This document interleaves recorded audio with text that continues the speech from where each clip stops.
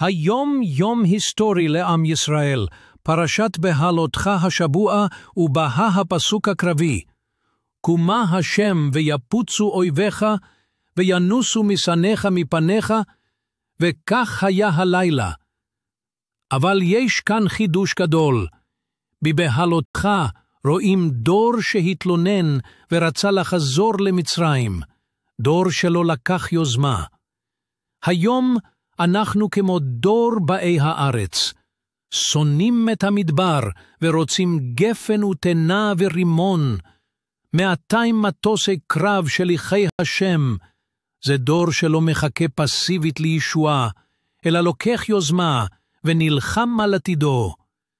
הרבה ממנהגי הרשע חוסלו, מתקני הגרעין הותקפו. מכה מוחצת שהוכיחה שאנחנו דור שפועל. עלינו להודות לקדוש ברוך הוא ולהתפלל לשלום חיילינו הגיבורים, דור שלא מחכה רק לישועה מן השמיים, אלא שותף בצירתה.